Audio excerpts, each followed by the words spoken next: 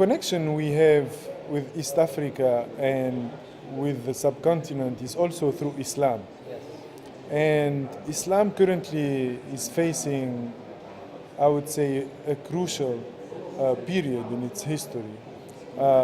Different movements are really trying to kind of take as much as they can of the identity of the Muslims and influence the different mazahib and the different school of thoughts. If you want to explain this kind of, I don't want to say debate because it also includes some violence, to someone who's really just starting to be interested in the topic, how do you summarize the situation in the Islamic world right now? Well, the first thing that we have to understand, I think, and especially for someone who's a beginner in looking at what is the Islamic world and what is Islam, is that it's a very diverse religion and it's a very diverse population in terms of the global Muslim population. We refer to the global Muslim population as the Ummah being the Islamic nation. And that is a nation of 1.4 billion people. But there are 1.4 billion people spread across over 60 countries, approximately of those who are somewhat Muslim majority or Muslim plurality countries, but minorities in almost every country in the globe. And so you have African Islam, and you have South Asian Islam, and you have Southeast Asian Islam, and you have Arab Islam, and you have Persian Islam. So the first step is to understand things that like only 20% of the global Muslim population is Arab, for example. The most populous Muslim country in the world is Indonesia. The second thing to understand is that Islam is not so much in crisis as it is existing in many countries undergoing historical, political, and social transitions. And that's what we're seeing in these symptoms of turmoil. And sometimes they coalesce under this collective banner of Islam, that many of the movements in these regions collect, and they become a movement that then has roots in Al-Qaeda.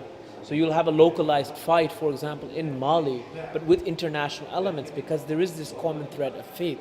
But it plays on local circumstances, almost in every occasion. We then have to have a third analysis and say, well, in each of these environments, what is the dynamic that's shifting? And there's multiple dynamics that are shifting across all these diverse populations. For example, within Tunisia, you now have a situation where you're having a new discussion about the accommodation between secularists and Islamists, not atheists, secularists and Islamists. And mind having a discussion, which would happen later on the day, about people who are atheists and religious. So those are discussions that are ongoing.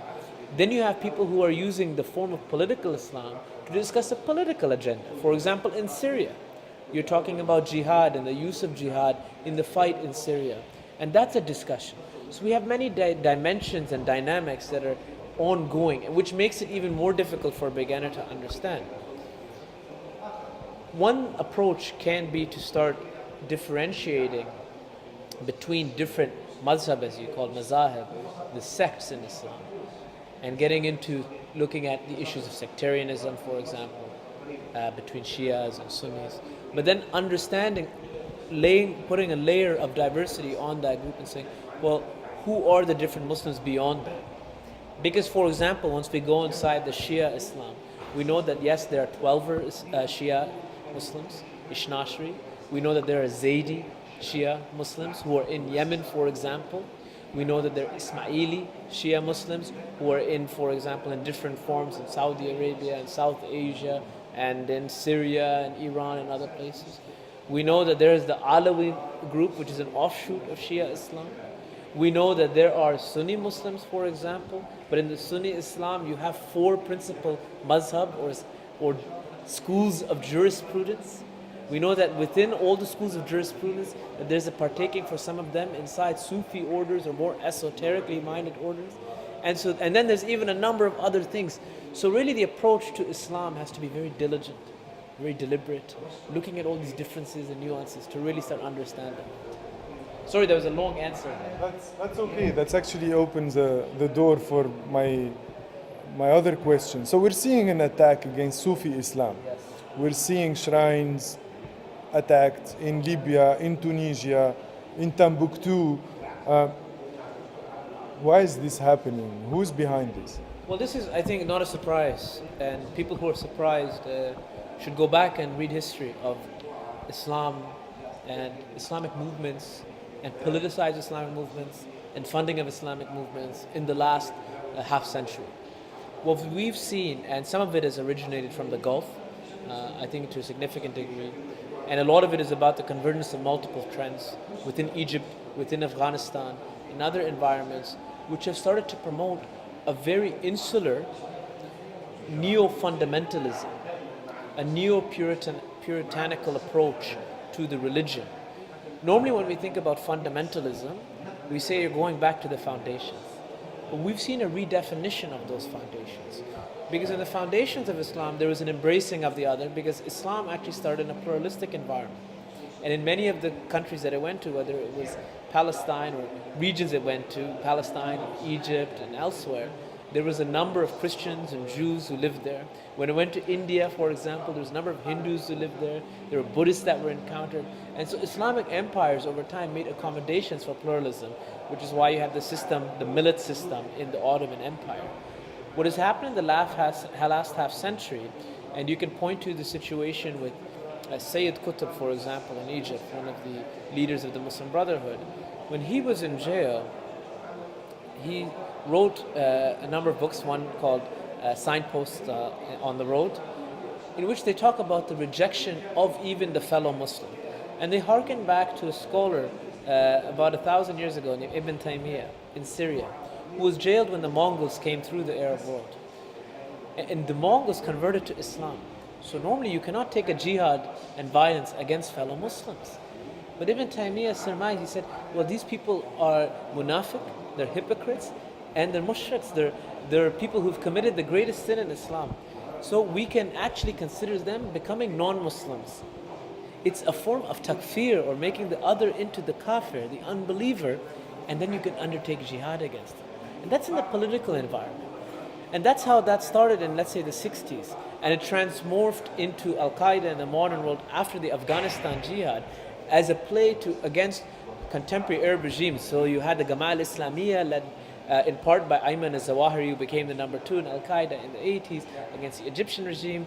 And you had a number of movements like in Algeria, and then of course the genesis of Al-Qaeda, which initially was against Saudi Arabia in Bin Laden's view when they engaged the West. But then what's happened in recent times is the transfer of this thought from the political arena to the societal arena, where you are now a target not just because you're politically a regime that's being declared Muslim, but you're a person or a community that's been declared a non-Muslim. And you are a threat to the integrity of the society. And that's where the Sufis come in. Because the Sufis get labeled as people who commit shirk, people who commit the association of a partner with God. That's what shirk is. You're putting a sharik with God, you're putting a partner with God, and you're undermining what in Islam is a central principle, is Tawheed. To be a Muslim, every Muslim must say, La ilaha illallah wa Muhammadur Rasulullah. There is no God but God. And the Prophet is his messenger. The first part of that is saying there's only one God. And when you're a Sufi and you're paying reverence to a murshid or your guide or a saint who's passed away at the shrine, you're putting someone at the level of God in the minds of the fundamentalists or the neo-fundamentalists.